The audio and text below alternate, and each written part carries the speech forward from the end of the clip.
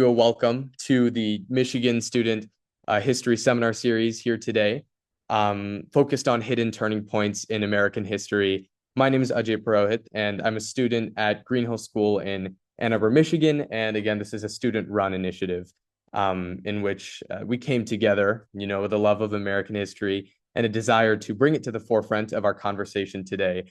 And as history enthusiasts, we wanted to use the benefit of hindsight to examine trends and instances in our nation's past, which can often be overlooked. And so this event was kind of us coming together in a particularly interesting time today, one which we believe will likely be viewed as a turning point.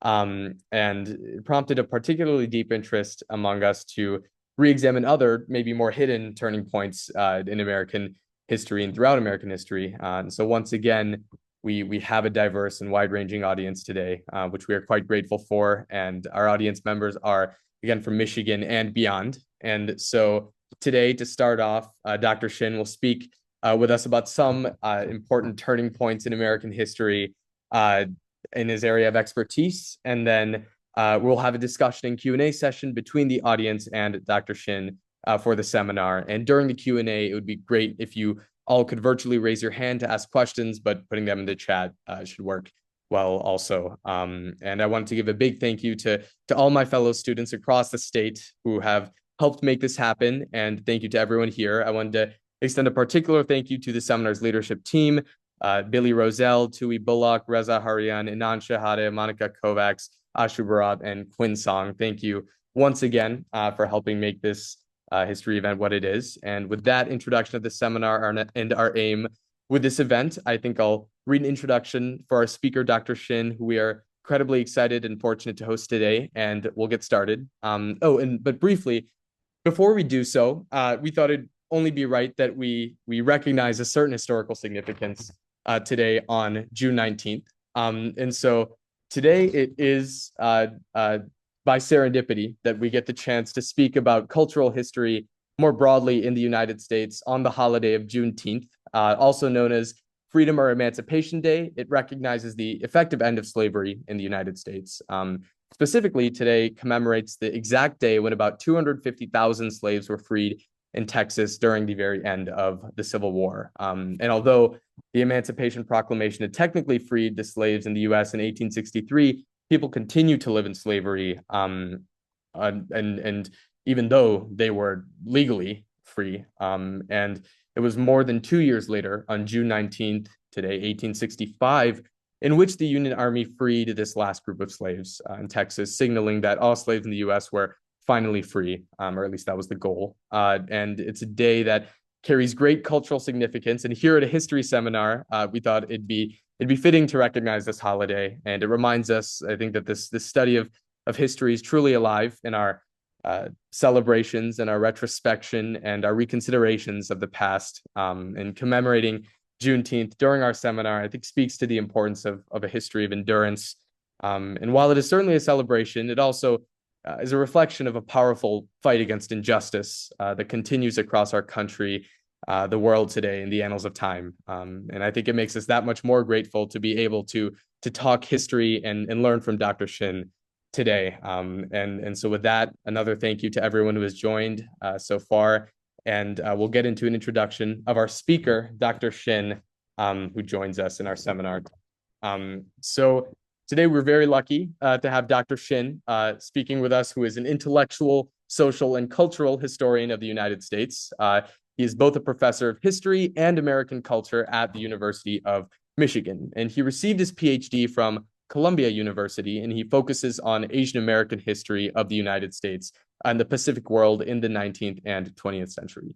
He has examined ideas of American exceptionalism in the early 20th century in trans-Pacific circuits of labor and expertise, along with many other topics of teaching and research, including how culture shapes and reflects the politics of its time. He has published numerously, including journal articles such as The Chinese Art Arms Race, Nationalism and Art Collecting, Scholarship in Institution Building Between the United States and Europe, and Art for the Hardware City, the New Britain Museum of American Art and Cultural Life in a Small New England City. He has lectured at institutions across the country, including Columbia and Barnard University, and is currently working on a book titled Imperial Stewards, Chinese Art and Cultural Origins of America's Pacific Century. Dr. Shin also co-hosts a podcast interviewing authors of Asian American Studies books. And today we could not be more grateful, and we are incredibly excited to host and learn from him today. So please welcome to our history seminar, Dr. K. Ian Shin. Thank you, Ajay. That was a very lovely introduction. Hi, everyone. I hope you can all hear me okay. Okay, I see some thumbs up. So let me share my screen, which will give you a sense of what I'm hoping to share with you today. Are folks able to see my screen now? Yes, I can. Great. All right, so I am really glad to have a chance to see all of you this afternoon. Thanks for taking time out of your summers. I don't know if you all have finished the school year already. On a at least for now beautiful June afternoon. Who knows if maybe we'll get some more thunderstorms here in Ann Arbor in just a little bit. As Audrey mentioned, today is Juneteenth, and so I'm especially delighted to talk about U.S. history with all of you on this really significant historical day. I also want to acknowledge that there are just sort of incredible anxieties in the world at the moment. I think oftentimes historians do a disservice when they kind of talk about the past as if nothing was happening in the present day, which sometimes historians fall in the trap of doing. And as we all know, there's kind of this looming question at the moment of whether or not the United States is going to enter into war in the Middle East. It's a question that, I remember kind of living under the shadow of when I was in college. And there was this kind of question of whether or not the United States would go to war against Iraq. This was in the early to mid 2000s. And it feels very much like a rehash of that kind of debate, sort of these discussions of a vague threat of some kind of weapons of mass destruction, and so I think it's an important time for all of us to especially pay attention to history. It's also important to talk about history at this current moment because history as a discipline, as those of you who have read, who are following the news, will know, history as a discipline is also under attack. Last month in early May, the administration announced that its 2026 budget would essentially propose the elimination of the National Endowment for the Humanities, which essentially funds the state councils for humanities that take place across the country, and that's what a lot of kind of historical, local and state level historical work depend on, is the funding of those state councils. The administration's also worked on eliminating the Institute for Museum and Library Services, which supports the work of libraries and archives that historians and scholars depend on in order to do the work that we do. And so both in terms of the international kind of context, but also in terms of happening domestically, there is this kind of really, I have to say, really kind of disheartening sense that we have not learned the lessons of the past in terms of how the United States conducts itself in the world, but also that in terms of how we learned about the past, that those resources and tools are also being taken away. So this reminds us of the incredible importance of studying history, and I really commend all of you for your interest in history. For those of you who are, expecting and intending to go to college, perhaps to come to the University of Michigan, I hope that maybe one day we'll have a chance to share a classroom together. So all of this, again, is just kind of context setting, and again, to recognize and acknowledge that there's a lot going on in the world, and we get to carve out, for the next hour or so, a little bit of time to talk to one another. I see something in the chat.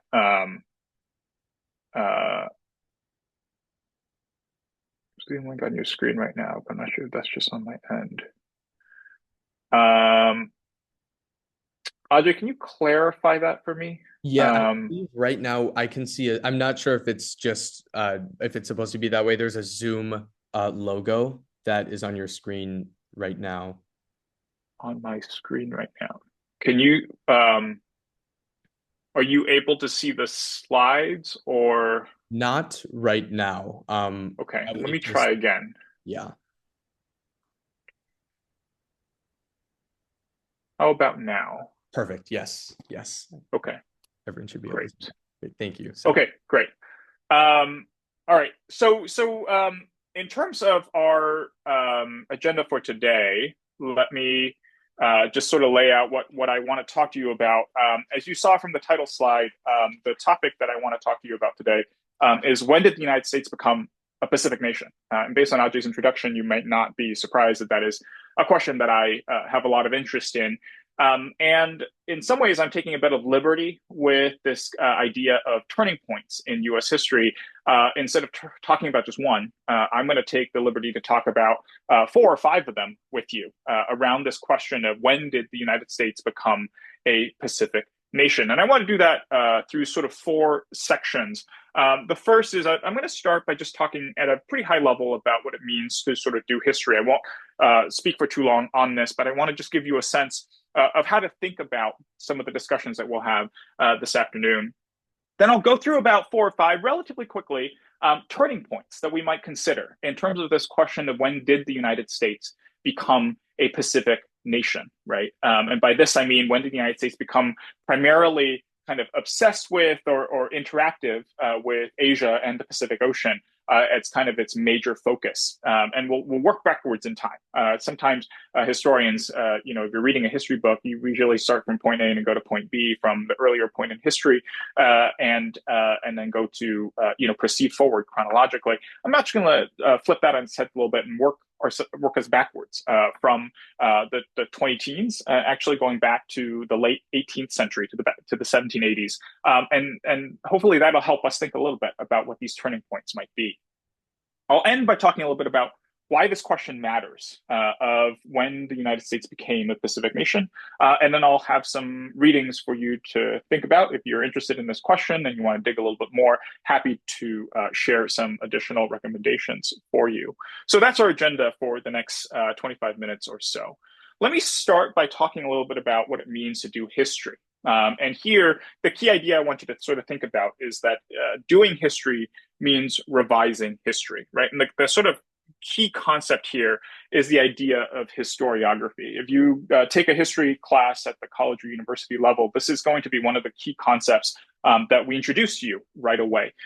Historiography essentially is the critical study about the changing interpretations and methodologies of history as a discipline, right? So there's history itself, which is kind of what historians write about the past. And then there's historiography, which is the critical study of how history gets written, right? And this is something that maybe, things may have changed since when I was in high school, but at least when I was in high school, there wasn't as much talk about historiography. You essentially had a textbook, you read the textbook told you about the dates and the places and the people, right? But it didn't really tell you about why the textbook author decided to choose those particular dates and peoples and places to put into the textbook in that particular order, right? And this is really what historians at the level of college and beyond are interested in doing. Right, so part of what I'm going to do today in answering this question of when did the United States become a Pacific nation is to combine some history and some historiography, right? To sort of think about both the sort of past, but also about how that past is constructed and interpreted, right? And what are some of the different ways that we can do that that result in a different kind of history. To answer that question, I want to engage you in two different modes of historiographical thinking. Again, thinking critically about how history gets written, especially as it relates to the historical experiences of the United States and the world. The first has to do with different emphasis and different sources, right? So one of the things that I want you to pay attention to is to ask yourself kind of what aspects of human activity have most meaningfully shaped how the United States engaged with the Asian and Pacific regions of the world, right? And so as I walk through some of these turning points, right, you might see me putting an emphasis at one point or another on trade or on war or on migration or on culture, right? Which of these aspects are most important, and why would historians choose to emphasize one over another, right? That's one of the things that come up for debate in terms of historiography.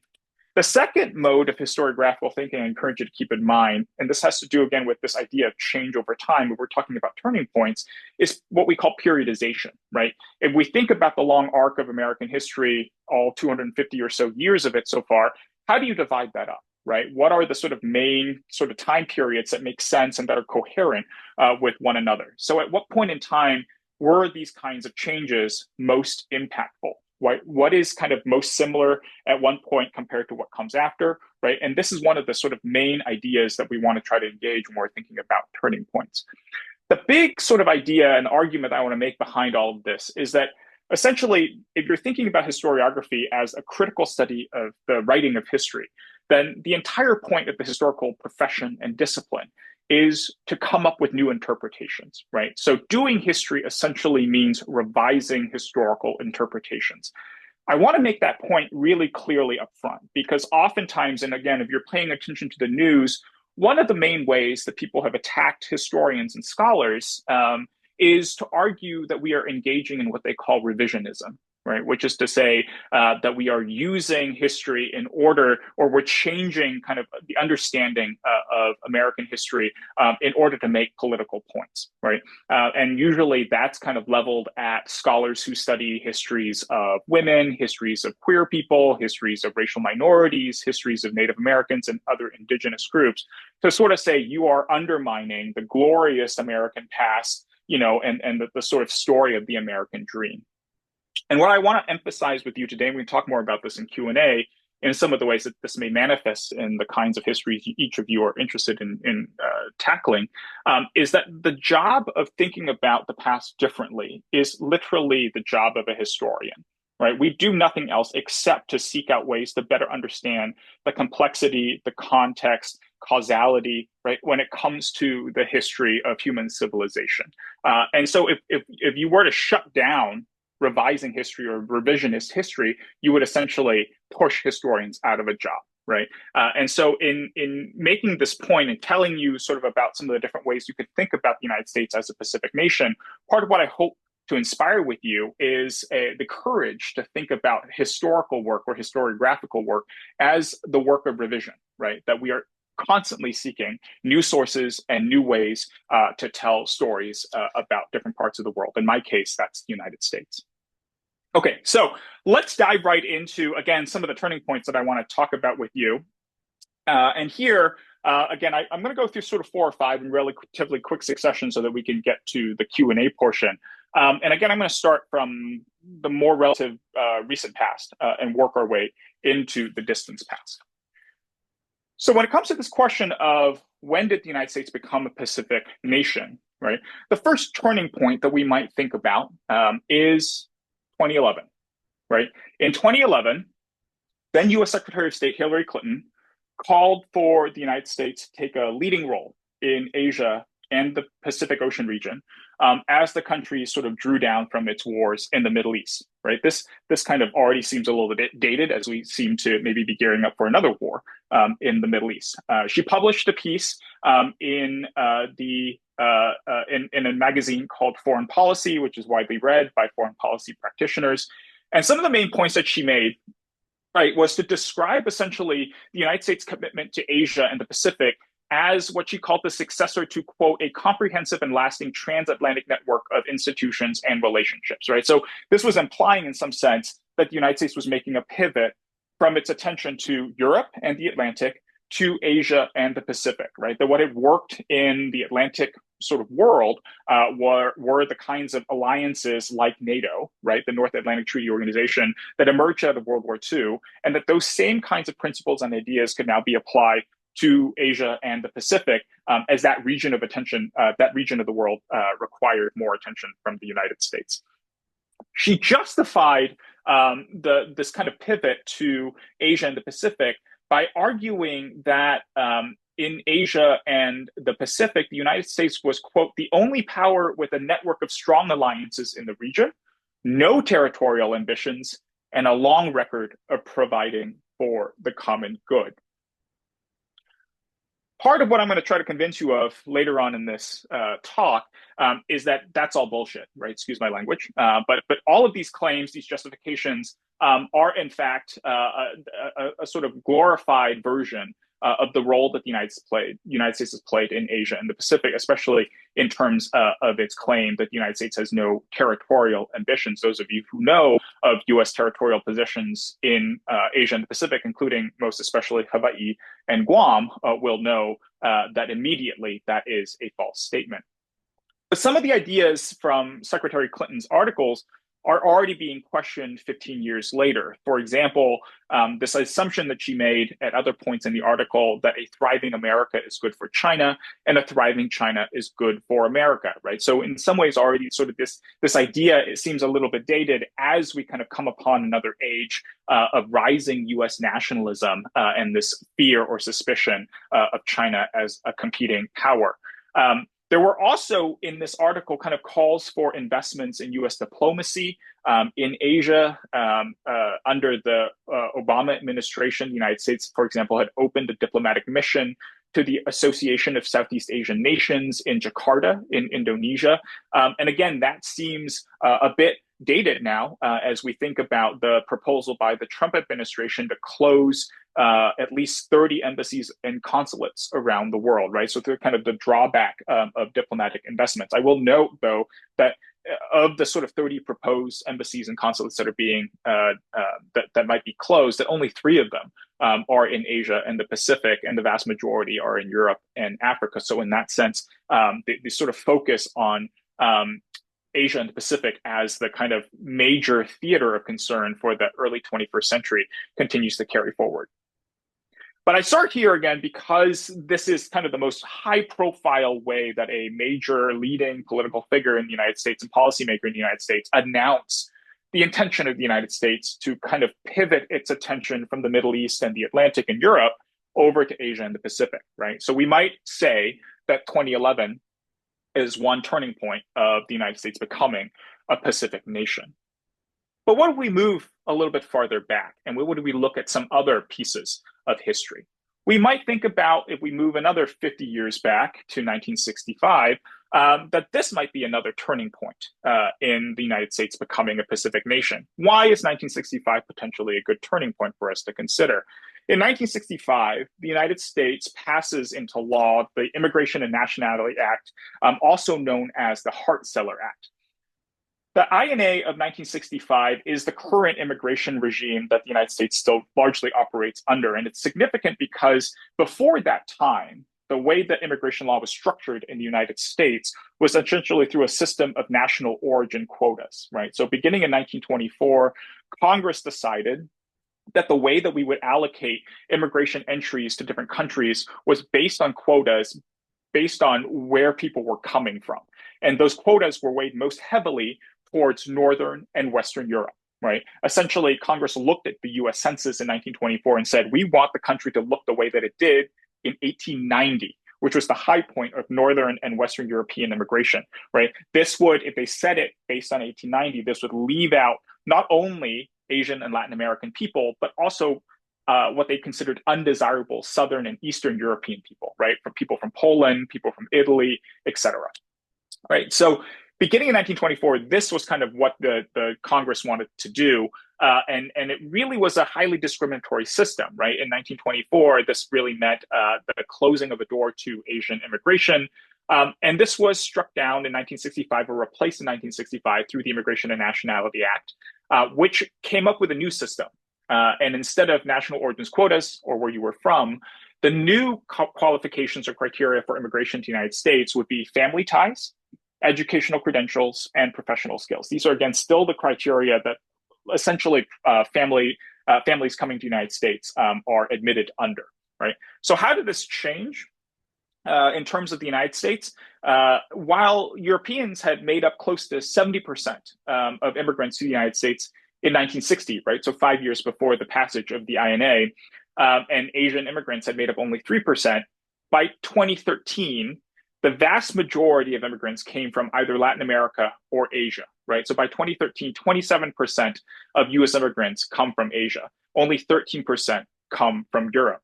The Immigration Nationality Act of 1965 also drastically increased the raw numbers of immigrants since 1965, right? So before 1965, the peak decade for immigration to the United States was the 19 teens, when you had about just south of 6 million immigrants entering the United States. During the 1980s, right, a decade and a half after the passage of the Immigration and Nationality Act of 1965, you had a record 7.3 million immigrants entered the United States. Again, vastly or predominantly from Asia and Latin America. And then this was followed by another 7 million or so immigrants in the 1990s. Right. So we might think about the 1965 Immigration and Nationality Act as a major turning point in making the United States into a Pacific nation, specifically in the sense that it transformed the demographic makeup of the United States, right, in terms of increasing the proportion of the country that was of Asian background. In the years since 1965, the Asian and Asian American population in the United States has really exploded. In the early 21st century, it's largely recognized as the fastest growing racial group in the United States, right? So if you think about population, if you think about demographics, right, we could also think about 1965 as a major turning point in how the United States, when the United States became a Pacific nation. I'll give you more to think about, right? Let's move another 50 years back to 1898.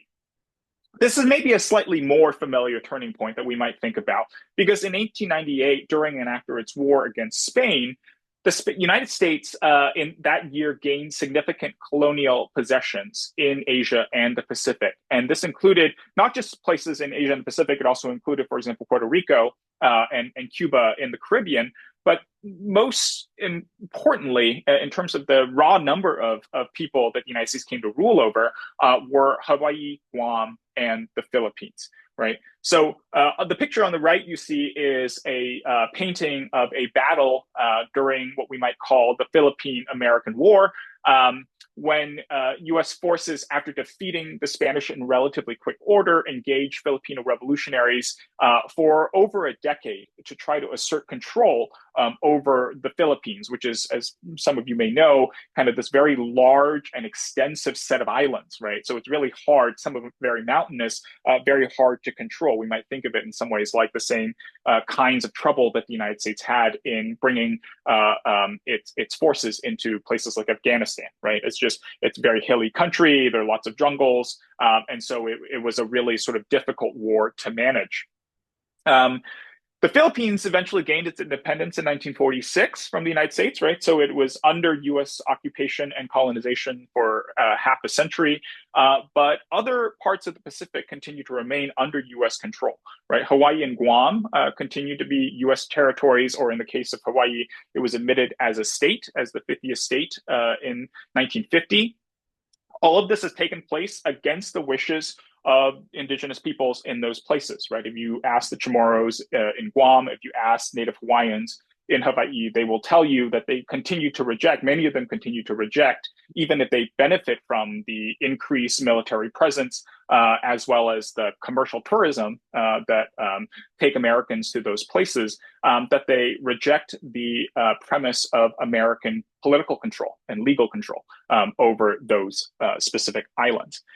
And so in thinking about sort of the turning point of 1898, we might say that 1898 made the United States an Asian Pacific nation, territorially speaking, through racialized and settler colonial war and conquest, right?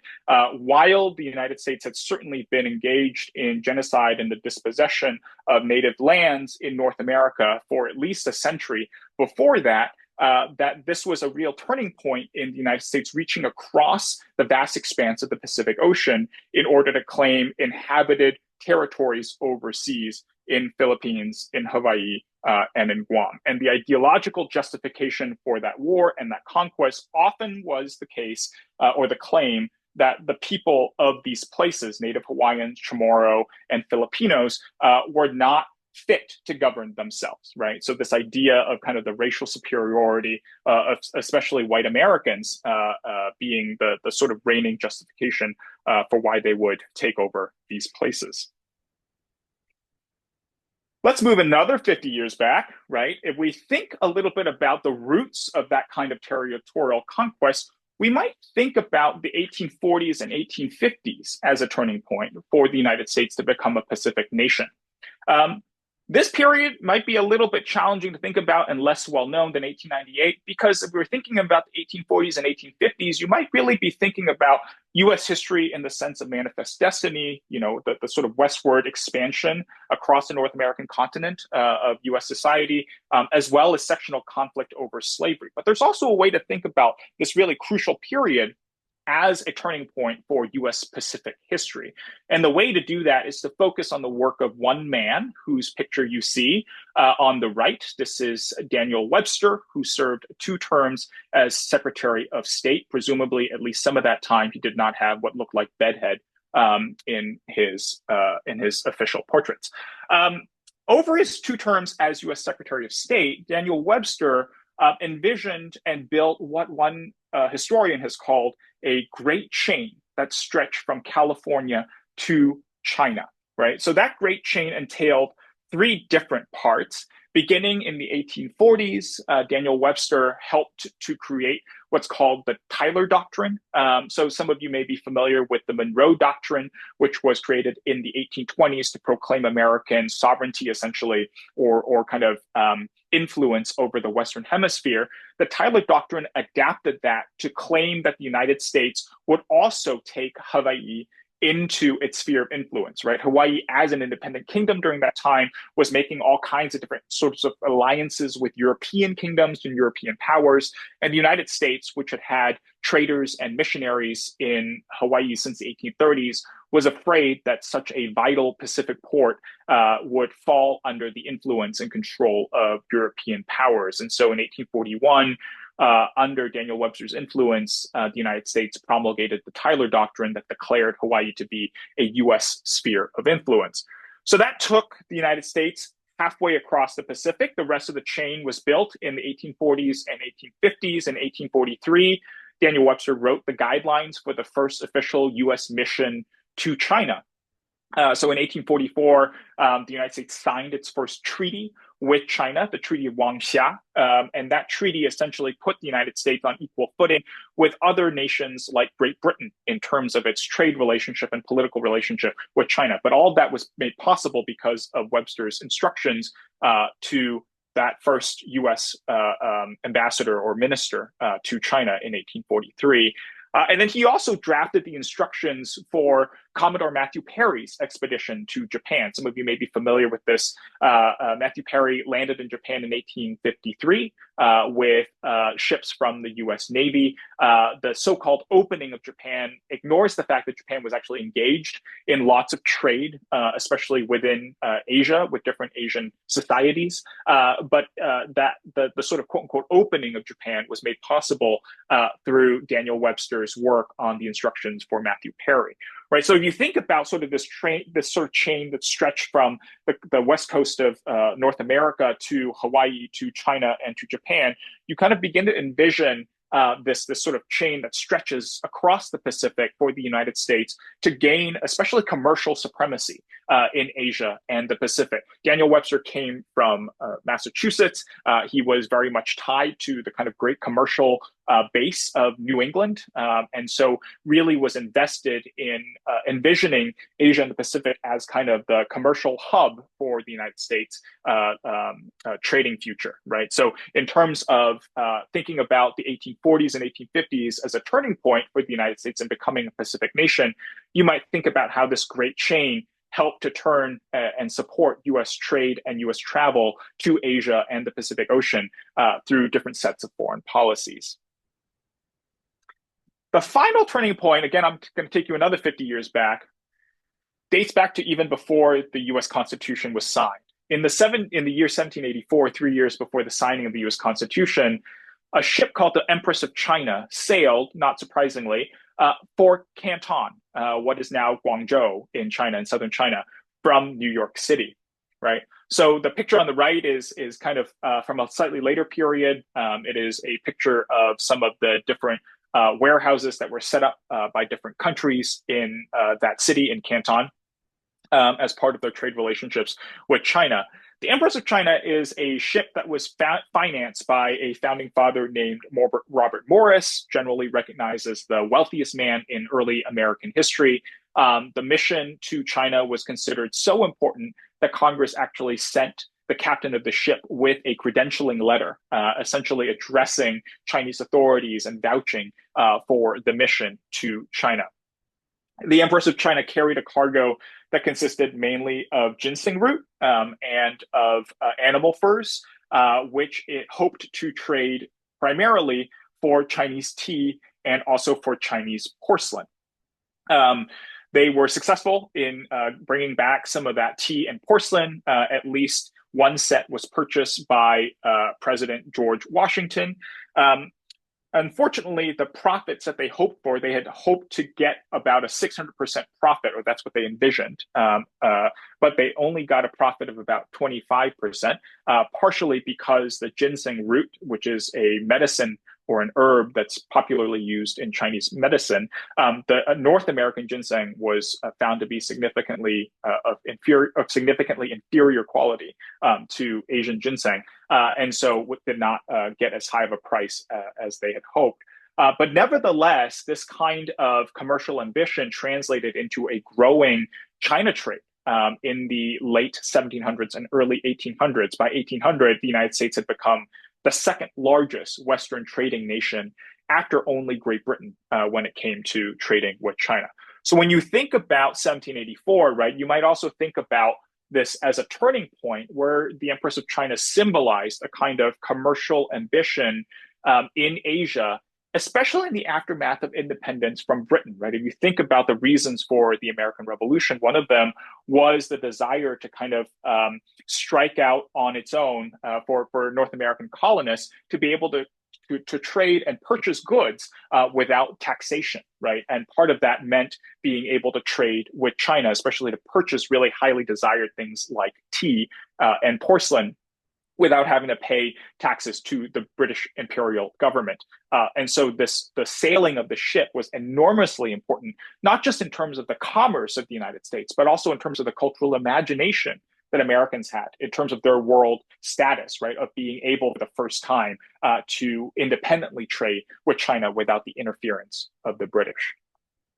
So where does this leave us, right? I've walked you through 5 different potential turning points: 2011, 1965, 1898, 1840 to 1850, and then finally 1784. So why does this question matter of when did the United States become a Pacific nation?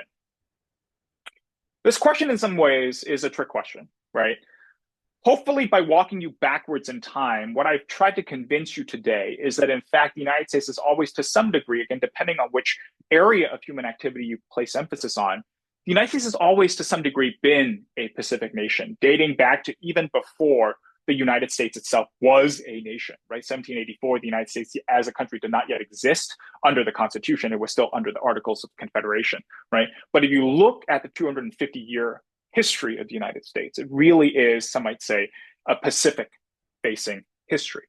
And the reason that we should think about the United States as a Pacific nation is because it helps us to challenge some of the dominant and popular understandings of the country's history as being an Atlanticist or Atlantic-facing history. When you think about US history from an Atlantic point of view, right, the narratives that you generally get are of things like alliances with European powers and nations, as well as the benign assimilation of European immigrants. But if you flip that around and you look at US history from a Pacific point of view, right, part of what you see is a history of empire. It's a history of settler colonialism. It's a history of racial wars, right? It's a history of immigration exclusion, right? And so if you think about, again, the historiography, broadly speaking, of the United States, the stories that we tell about the United States, thinking about the United States as a Pacific nation and when that really started to happen really tries to undo some of the more kind of positive or triumphalist kind of narratives that we have about the American past. But we might go even farther than that, right? If we decenter the United States within histories of Asia and the Pacific Ocean, we might ask, what would that story look like, right?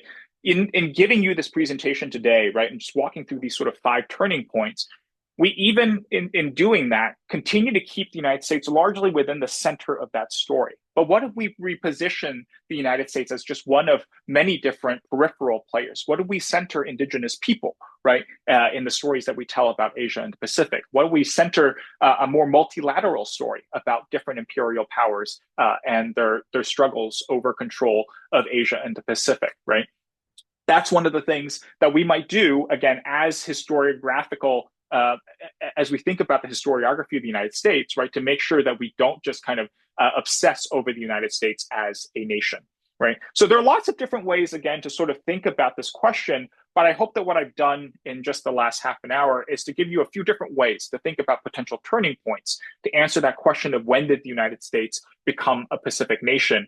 And to help to convince you that it is both important to ask that question, but also to think about some of the different kinds of ways that we might challenge the dominant narratives that we have about US history. So I'll end by just putting up some further readings for you. These are just some books that I have found to be helpful when I think about the history of the United States from a Pacific point of view. The first one is a book about the long history of the United States relationship with the Philippines. The second is about the United States preoccupation with China. I really like Bruce Cummings's Dominion from Sea to Sea, which is more broadly about the United States in the Pacific world. Erica Lee's The Making of Asian America is a really readable history of Asian immigration and Asian immigrant life in the United States. And then my own book, which is coming out next month, takes more of a cultural approach to thinking about the United States' role in the world in when it comes to Asia and the Pacific. So I'll end there. Really excited to talk to you more and to hear your questions. I'm happy to talk a little bit more about what it's like to study and do history at the University of Michigan. I hope at least some of you are considering, given your interests right now in history, majoring in history, what that might look like at a place like U of M. So thanks again for having me and look forward to our Q&A. Thank you so much, Dr. Shin. This was fascinating, and thank you for presenting that to us. It's given us a lot to talk about in the future, and I think, yeah, right now, I know we'll have questions, so we'll open the floor up, and if you have a question, again, you could raise your hand virtually in Zoom so we could see it, or please feel free to drop it in the chat as well. And I think to start off, maybe we could ask a question that a couple of us students across the state were thinking about, and that was looking at the study of kind of key figures of Asian American history in particularly, what key figures throughout Asian American history and what prominent Asian Americans maybe have been overlooked, or do you think should be studied more in classrooms or by students today? And is there anyone you'd recommend we take a deeper look at? Yeah, that's a great question, Ajay. Thank you for asking that to start off with. When folks first started doing Asian American history, there was sort of this sense that it was kind of an impossible task because so little had been recorded about the lives of Asian people in the United States. Beginning in the mid 1800s, most of the ones who came were working class. So before 1965, when folks with, advanced degrees, and Ivy League educations, really started coming, for the 100 years before that, they were mostly kind of working class people, right, who didn't really have a lot of time to write things down and kind of make sure that those things got kept in a really orderly way in an archive, right? So one of the things that has been a challenge has been to reclaim and recover the lives of those people. Some of my own work has been oriented in that direction. I especially am interested in studying the lives of children. So I'm working on an article right now, for example, about these roughly 24 cases of white children who were adopted by Chinese parents in the late 1800s and early 1900s, right? And if you know, again, the history of immigration, you may be surprised that this was happening because between 1882 and 1943, Chinese people were not allowed to immigrate to the United States or to naturalize as US citizens, right? So how the hell did they manage to adopt children much less white children, right? But I have found through newspaper articles, through government records, right, at least 24 cases in which white children were adopted by Chinese parents, right? So my work has been in this article trying to figure out, when we don't have a lot of family records from these folks, right, how do you tell the story of the kind of complicated and very strange sometimes relationships that came out of that come out of Asian American history, right? So a lot of these folks are not major figures, right? Some of the people that I write about are, people who own chop suey restaurants, in Queens, New York, or who are miners or laundry workers in places like Chicago and Arizona, right? But we're trying, my colleagues and I in Asian American history are trying to recover the work and the lives of some of these folks. To answer your question in a more concrete way, one book that I would recommend that I think is really worth investigating is a new book that came out last year by a historian at UC Irvine on Patsy Mink.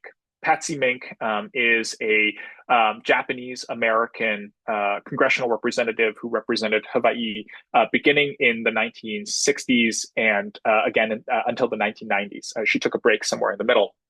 But she's most well known, not just as the first woman of color to be elected to Congress, but also the woman who helped to champion the passage of Title IX, which, as many of you know, mandates that the United States government give, or that schools and universities kind of provide equal funding for all kinds of activities, regardless of gender.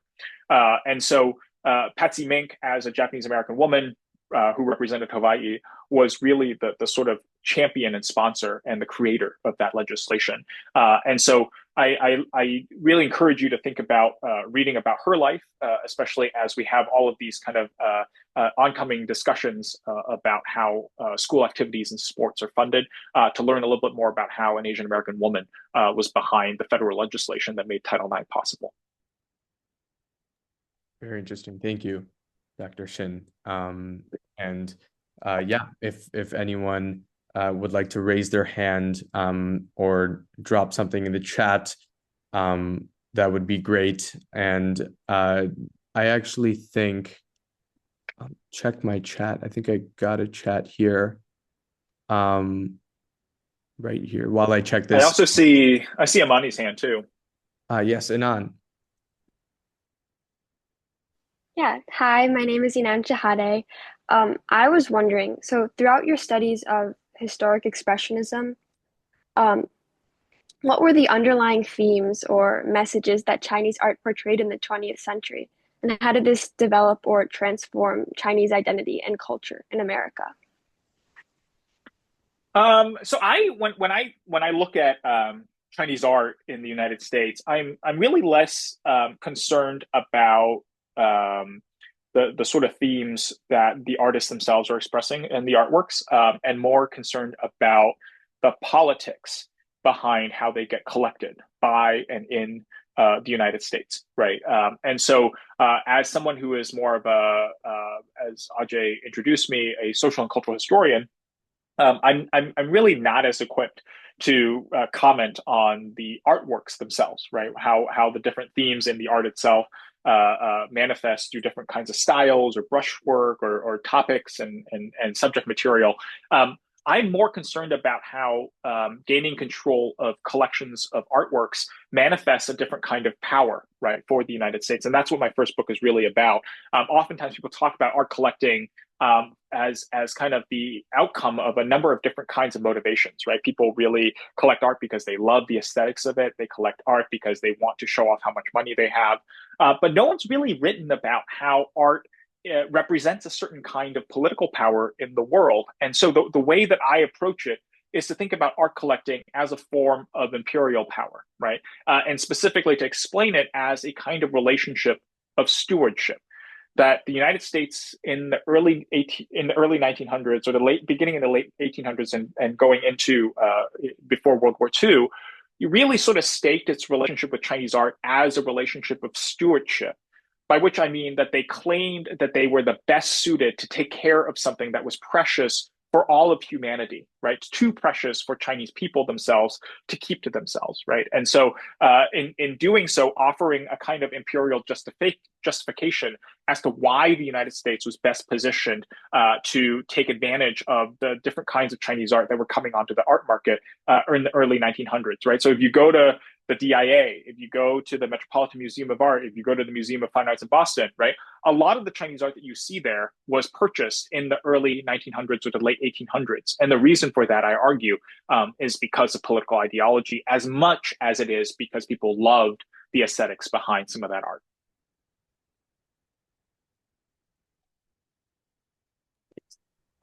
And I believe she chatted me earlier, but Anjali, would you like to read your question out loud? Yeah, hi. First, thank you so much for your talk. I really learned a lot, and I appreciate being able to be here. And thanks, Ajay, too. My question is, when, do you think, I guess it's subjective, but when do you think Asian Americans truly did permeate into the American psyche? Mm. And also, when do you think that Americans reached the point in which they recognized the Asian American presence in the country? That's a great question, Anjali, because that is one of these kinds of historical questions that I think we will have to debate for a long time, right? In some ways, Asian Americans have been part of American consciousness since the mid 1800s, right? And in part, if you think about the stereotype, especially of the yellow peril, right? This idea that these kind of coming hordes of Chinese immigrants were going to overwhelm the kind of political, economic, and social fabric of the United States, right? That fear was very much part of the motivation for something like the Chinese Exclusion Act in 1882 that barred the immigration and naturalization of Chinese people, right? That slowly expanded to other Asian communities, Japanese, Koreans, South Asians by 1924, right? But this idea of the Chinese and other Asians as a yellow peril, or if you were to think about South Asians, they also called it a dusky peril, is something that dates back to the 1850s, but it's also something that we continue to live with today, right? If you sort of think about some of the rhetoric around the sort of Chinese scientists and scholars that are being targeted under the current political administration, that is still some of the same rhetoric and ideology that we see because you have this idea of Asians as a threat, right? That they are kind of this, in some ways now, even more suspicious because they can potentially kind of assimilate, right, and Westernize. So that's one way that I think Asians in the United States have lived in American consciousness.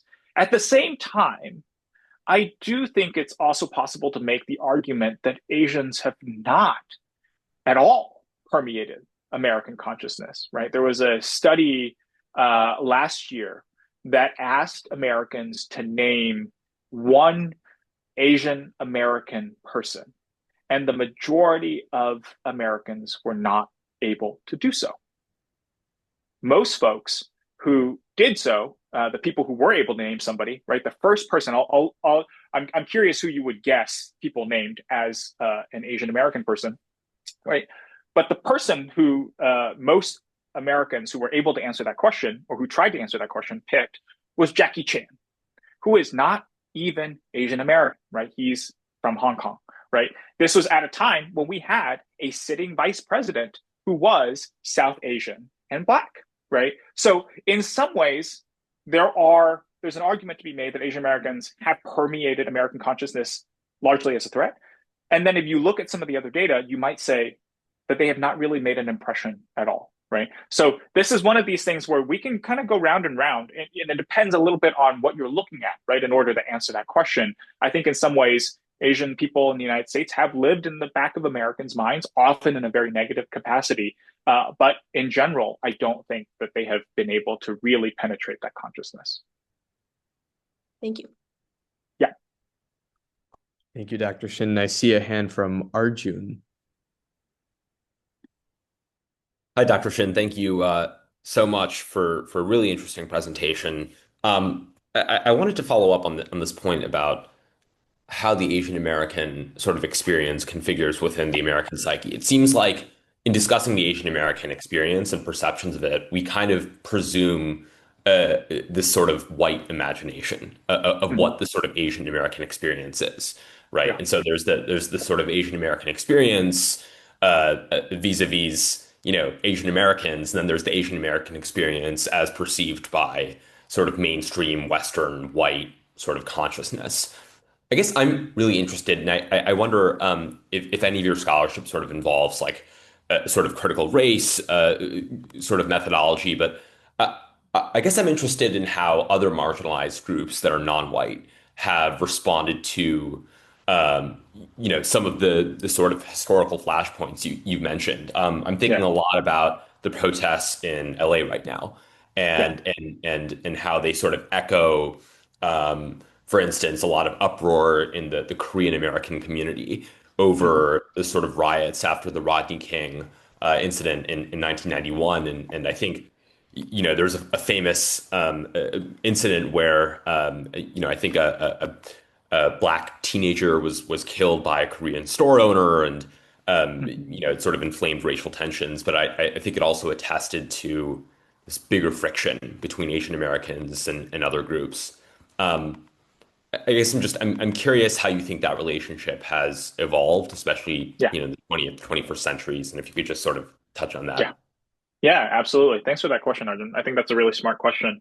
Um, One of the things that I would say is that, if you especially look at the early 1900s, there was really a moment of possibility for especially Black Americans to find solidarity with people of Asian descent in the United States. And part of that was because for a lot of Black Americans who looked at the international scene in the early 20th century, Asia looked like a place that could really push back on the kind of white Western colonial order or the imperial order, right? And in particular, Japan, which in the early 1900s was kind of the rising power, was to a lot of Black Americans, including Du Bois, a famous African American singer named Paul Robeson, that the Japanese represented a sort of point of sort of a wedge, right, for people of color, right, across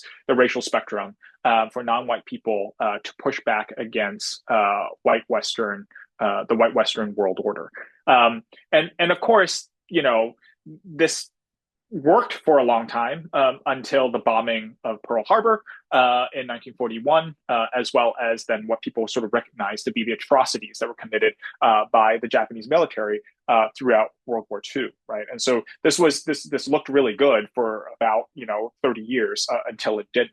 But even after, for example, the end of World War II, there were large numbers of Black Americans who visited Asia during the Chinese Revolution of the 1940s, who looked to the Chinese Communist Party as another, again, harbinger of a more liberated way of thinking. And then even during the Vietnam War, right, visited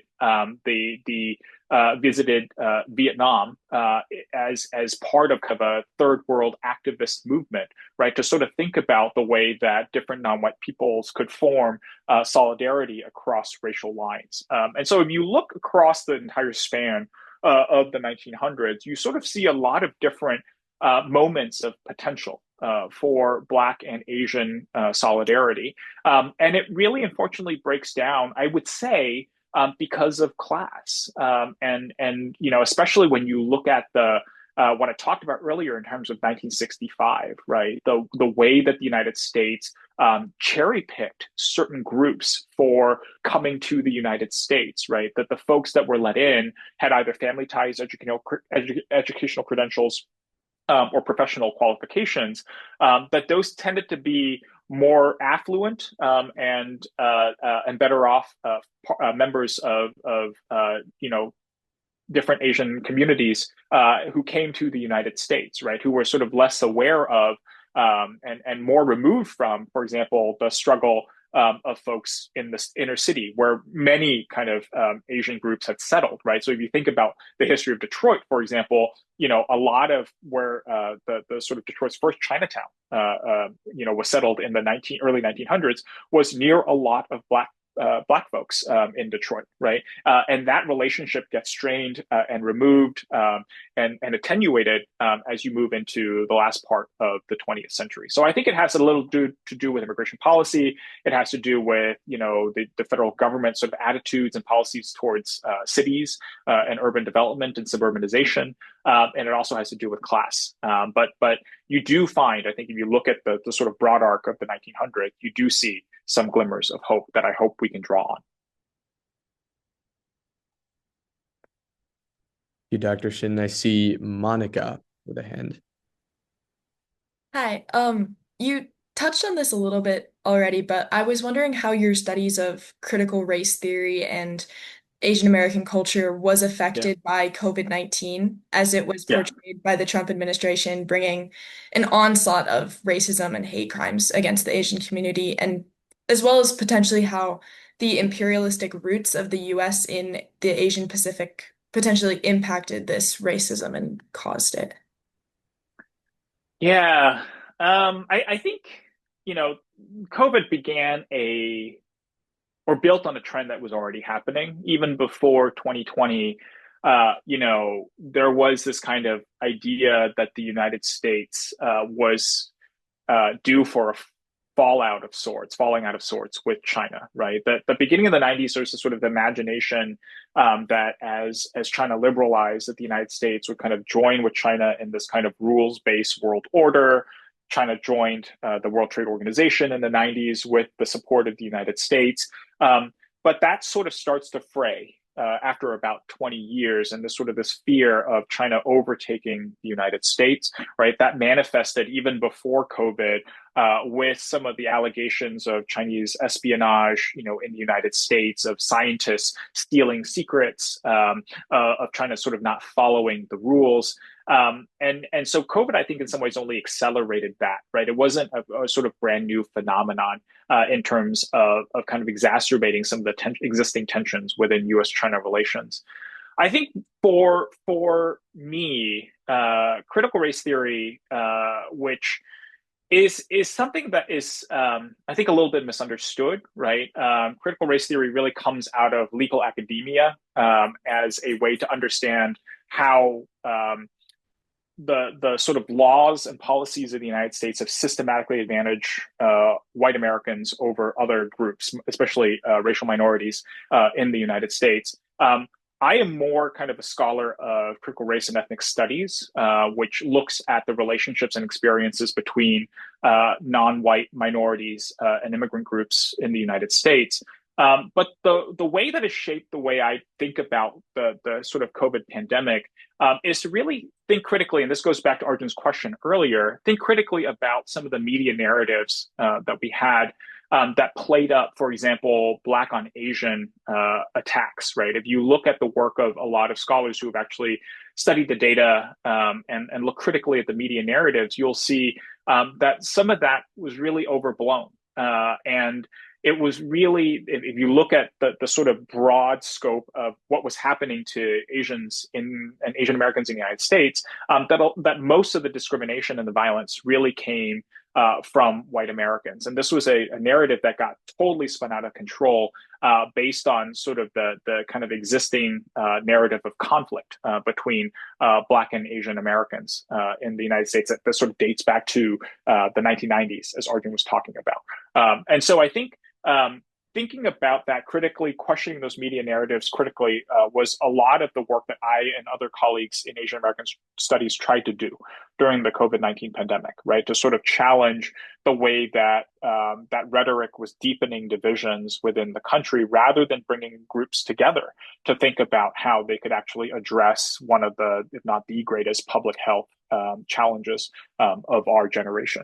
And so that has been kind of my focus. I think the last thing I'll say about this is that I think there is kind of a silver lining in for Asian Americans and Asian American studies coming out of the COVID pandemic, which is that, and perhaps some of you in your own school districts have experienced this, that for the first time, right, the sort of spike or surge in anti-Asian violence and discrimination led to a recognition that it was important to study these histories. And so for the first time in, states, even some states that you wouldn't sort of maybe necessarily expect, like Illinois, right? Illinois was actually the first state to pass a law that mandated the study of Asian American history in K-12 curriculum, right? And we're seeing more and more of these states start to take up this charge. The thing, and this is where critical race theory is important again, is to think about how in some states, like Florida, Asian American studies is being mandated at the same time that African American studies, or AP, African American history, right, is being outlawed. Why is that? How is it possible that certain states allow for the study of certain groups' history, certain minorities' history, but not others, right? It's only because they think certain groups are willing to essentially toe the line on telling a positive history of inclusion, within American society. If you talk about Asian American history, right, then you don't have to talk about slavery, or you can talk less about slavery, right? But you can still talk about people of color and look like you're being inclusive, right? So as you think about the inclusion of Asian American narratives within, for example, K-12 curriculum, right, I think it's still important to take that critical race and ethnic studies lens to think about who is at the table, who's not at the table, right? Whose stories are being included and whose stories are not. Thank you, Dr. Shin. And I am aware of time. We want to respect that. And so if anyone has any last minute questions, please feel free to raise your hand, drop them in the chat. But if not, I was wondering if we could kind of ask one last question that we've been thinking about. And that's the very term Asian American itself. Yeah. And looking into it, I found that the activists, I believe Yuji Ichioka and Emma G had kind of coined that term in 68, I think. But I was wondering if you could give more background and context as to how that term Asian American kind of emerged as a unifying identity, if it is a unifying identity that expresses the kind of Pan-Asian unification, and how it reconciles all of those various diverse cultures as well. Yeah, that is a really great question to end on, because it's a really, again, hard question to answer. In some ways, one that is coming apart at the seams. Asian American, as Ajay, you mentioned, was an invention of the 1960s, right? There's no such thing as an Asian American race, even if you kind of account for the fact that race is a social construct, which most scholars do. That Asian American was created as a political expression of the joining together of different groups of Asians. Before 1960s, people really identified either with their own national ethnicities, right, as Chinese or as Japanese or Koreans, or sometimes even more specifically as people from a particular village or a particular prefecture, right, or a particular province. And it really wasn't until the 1960s when folks started looking across different ethnic lines to realize that they were going through the same thing, right? That this was an invention that made sense, right? In order to gain greater political power, especially as you worked across, and this is where the sort of term people of color starts to come from, right? To sort of work across racial lines with Black Americans, Latinx people, Native Americans, especially, et cetera. That has kind of been reinforced over time, right? So in the early 1980s, for example, for those of you who are calling in from Michigan, right, you probably are familiar with the Vincent Shin case. In 1982, a 27-year-old Chinese American man was beaten to death in Hazel Park, which is just outside of Detroit. And he was beaten to death at a time when essentially a lot of Americans, especially white Americans, were concerned that the Japanese auto industry was overtaking the U.S. auto industry, right? And you're not surprised, you won't be surprised that where Vincent Chin was killed was really in in our backyard, in essentially the auto manufacturing capital of the United States. The only problem is, of course, is that Vincent Chin was not Japanese. Not that that would have justified anything, right? But he was Chinese American, and so that case again in the early 1980s reinforced the point that it was really important for folks from Asia who are Asian American or who are Asian immigrants to band together and sort of say, if it can happen to me, it can happen to you, right? I think that the coalition is falling apart now in the early 21st century, right? Part of the reason I talked earlier about the fact that most Americans can't name an Asian American person, it's because most of them have no idea what the hell Asian American means, right? Asian Americans as a label tends to be legible really only to folks who have taken either Asian American studies classes or who have read up on Asian American history, right? Otherwise, most folks identify themselves as Indian American or Desi or Cambodian American. You know, they still sort of fall into those kind of national ethnic labels. You know, I myself think of myself politically as an Asian American, but culturally, I'm a Chinese American. Most of the things that I celebrate, culturally speaking, right, are Chinese cultural traditions. There are not really any Asian American cultural traditions to speak of, right? So I think recognizing that this is really a label that came about at a very specific point in time for activism, right, for political activism, means that hopefully when we look at, for example, and this goes back to Monica's question earlier about COVID-19, right, that's another moment where we think about the possibility of creating political coalitions in order to access greater power, because we know that what happens to one group can happen to another, right? If you look at some of the attacks that happened during the COVID-19 pandemic, right? There was a man with his family in a parking lot in Texas, right, who was slashed by a man who blamed him or people who looked like him for bringing COVID to the United States. That man was from Bhutan, right, which is not China, right? But Americans are notoriously bad at telling where people are from, right? So I think these kinds of instances remind us of the possibility and the potential of embracing a term like Asian American, while at the same time respecting the cultural differences that set different Asian groups apart. Well, thank you so much, Dr. Shin, for that question, or for that answer, and for joining us today.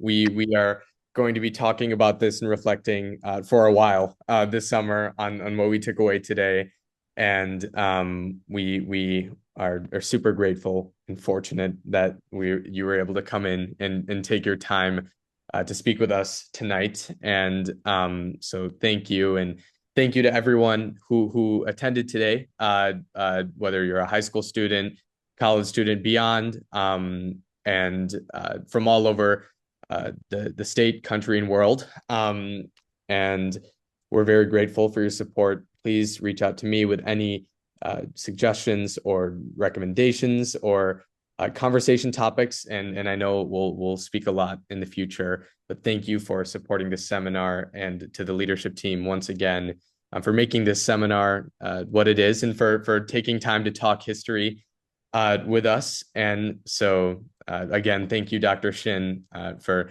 everything you've spoken to us about today, and for providing us a lot of conversation topics for the future, and yeah, a lot to keep talking about. So thank you once again. Thanks, everyone, for your interest in history. I hope you keep it up.